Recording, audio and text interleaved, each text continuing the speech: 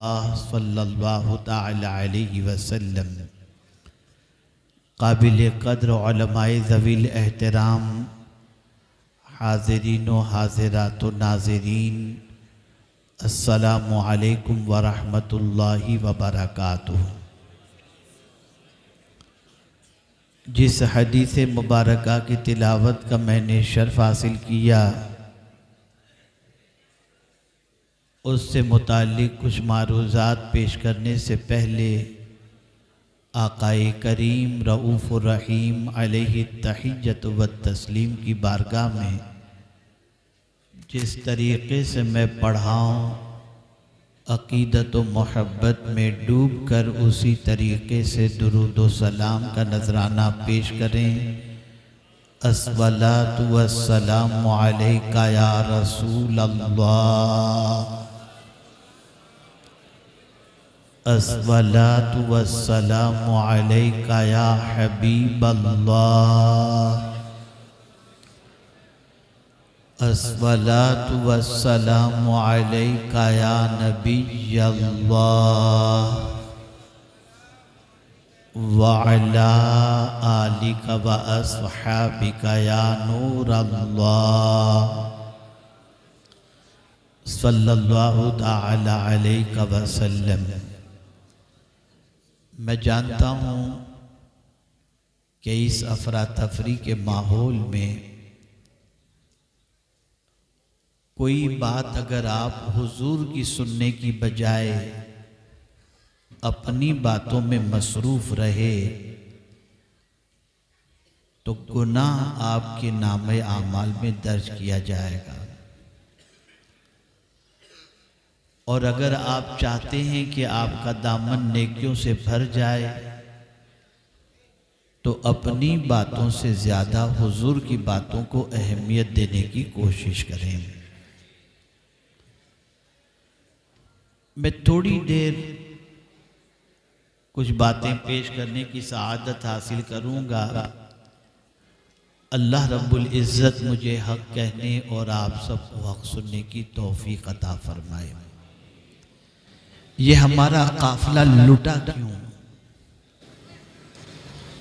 आज पूरी दुनिया में दर बदर की ठोकरें हम क्यों खा रहे हैं? हमारी बर्बादी के असबाब क्या हैं? हमारी तबाही की वजूहात क्या हैं?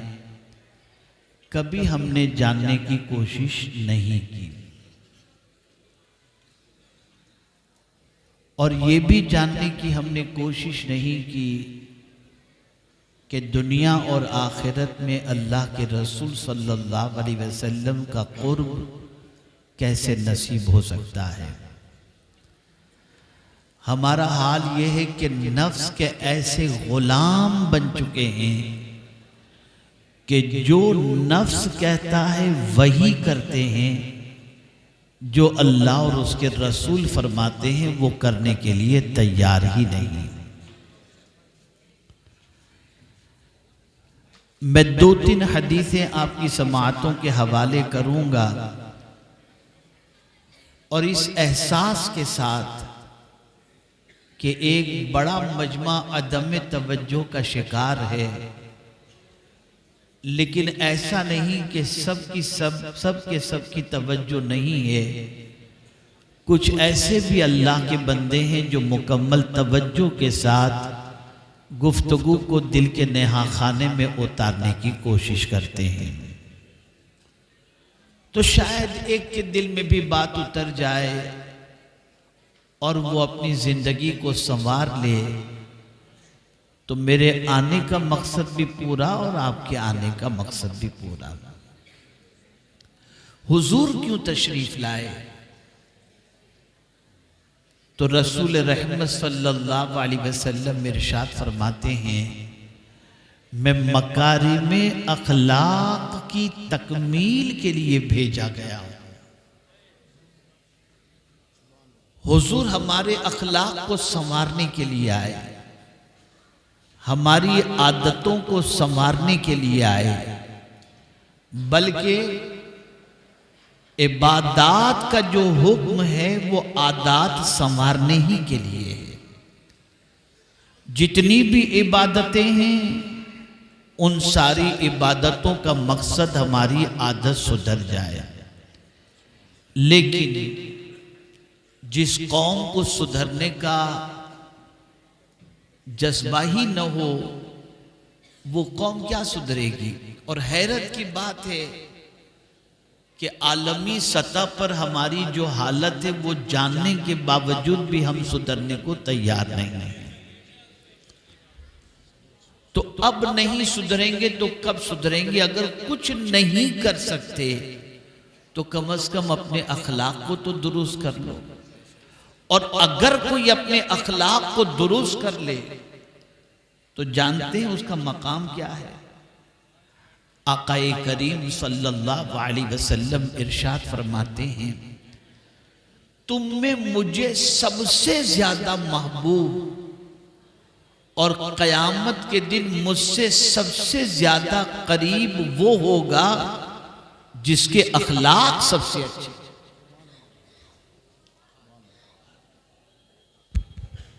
सुभान अल्लाह सुभान अल्लाह।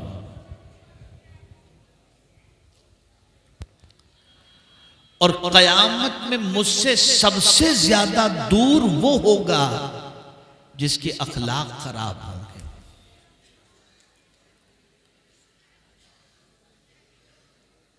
बड़ी मुश्किल से लोग पंचवक्ता नमाज कुछ पढ़ पाते हैं। मैं नहीं जानता कि यहां जितने लोग आए हैं उनमें से कितनों ने इशा की नमाज पढ़ी या पढ़ने का इरादा रखते हैं।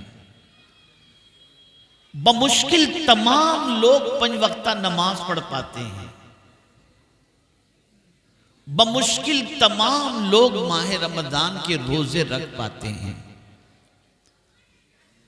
लेकिन वो खुश नसीब जो हमेशा रोजे से रहते हो और वो खुश नसीब जो हर रात अल्लाह की बारगाह में सर्ब सुजूद होते हो। कायमुल लैल और साइमुन नहार। हमसे पीर जुमेरात का रोजा नहीं रखा जाता, तहज्जुद की नमाज अदा नहीं कर पाते, लेकिन अल्लाह के कुछ बंदे ऐसे भी हैं जो मुस्तकिल रोजे से रहते हैं और हर रात जागकर अल्लाह की बंदगी में गुजारते हैं। लेकिन हम जानते हैं कि हम वो नहीं कर सकते। तो हुजूर सल्लल्लाहु अलैहि वसल्लम ने इरशाद फरमाया, जिसके अखलाक अच्छे हों वो अच्छे अखलाक वाला अपने अच्छे अखलाक की बुनियाद पर कायमुल लैल और साहिमुल नहार के दर्जे तक पहुंच जाता है।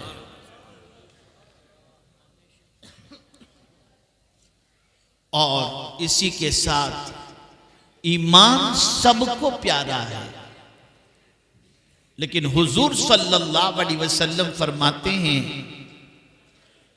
वो मोमिन जिसका ईमान अगर तुमको कामिल देखना हो तो कामिल ईमान वाला वो है जिसके अखलाक अच्छे हों। वो कामिल ईमान वाला है।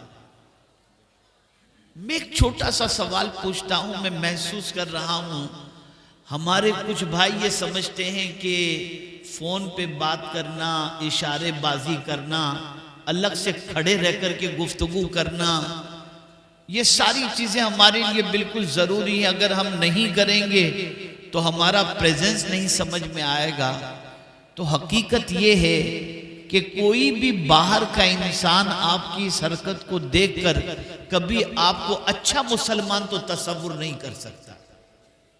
जो नबी की बातों को अहमियत न देता हो और अपनी बातों को अहमियत देता हो, भला वो अच्छा इंसान कैसे हो सकता है।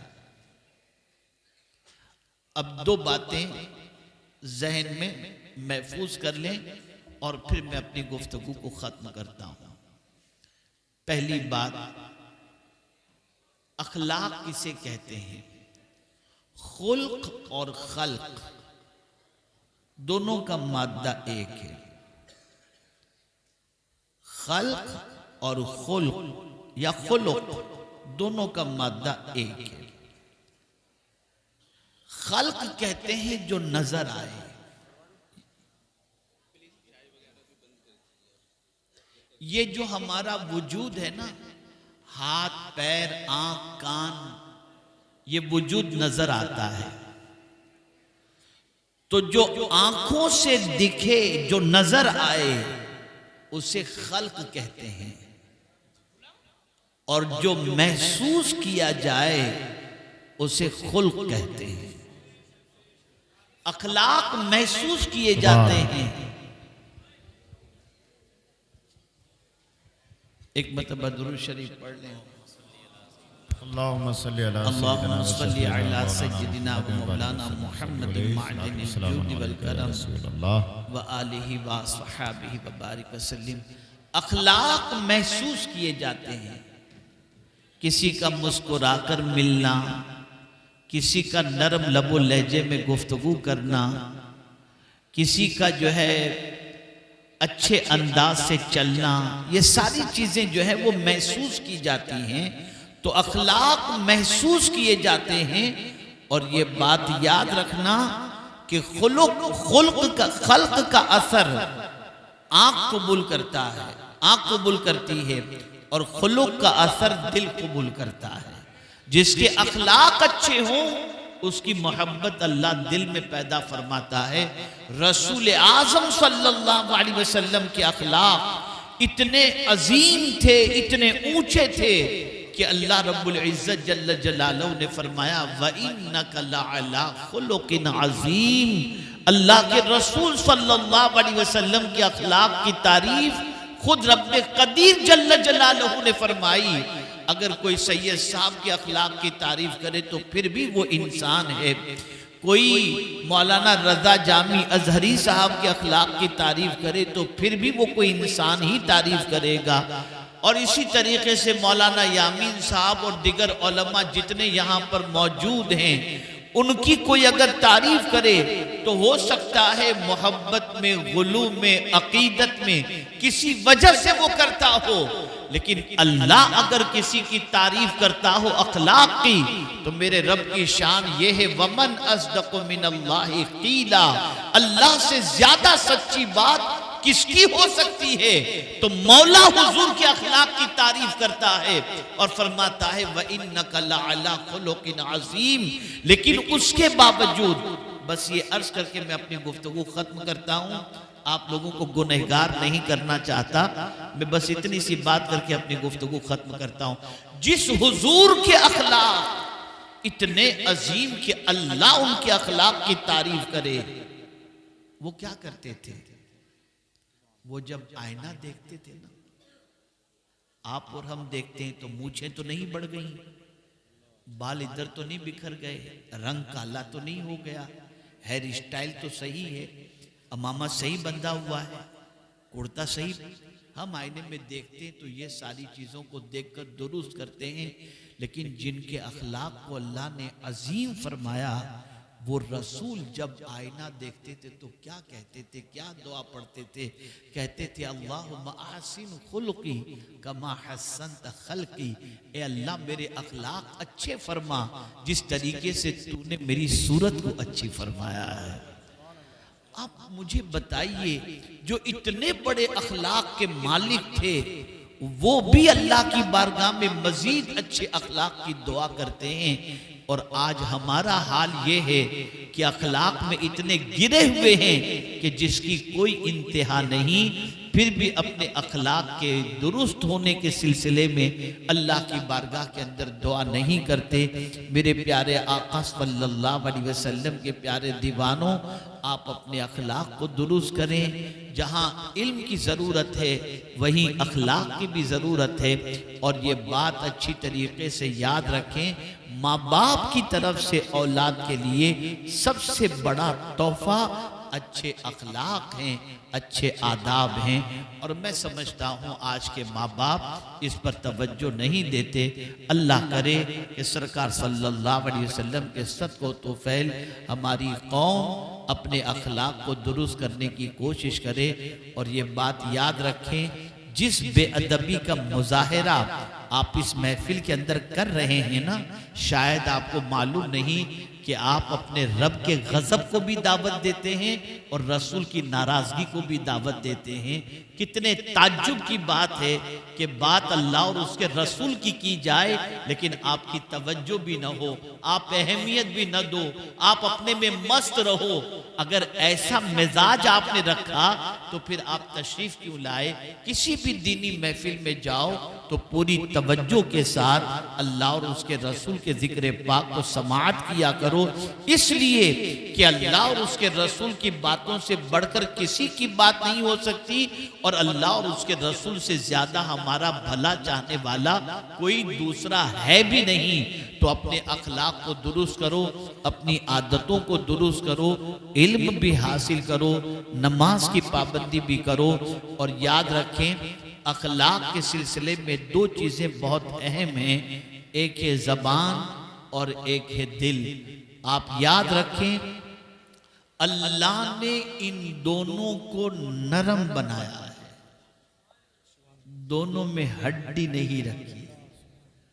इसलिए वो बंदा बहुत खुश नसीब है जिसका दिल भी नर्म हो और जिसका लबो लहजा भी नर्म हो। अल्लाह ने दोनों में हड्डी नहीं रखी ताकि बंदा नरमी से गुफ्तगू भी करे और अपने दिल में लोगों के लिए नरमी भी रखे।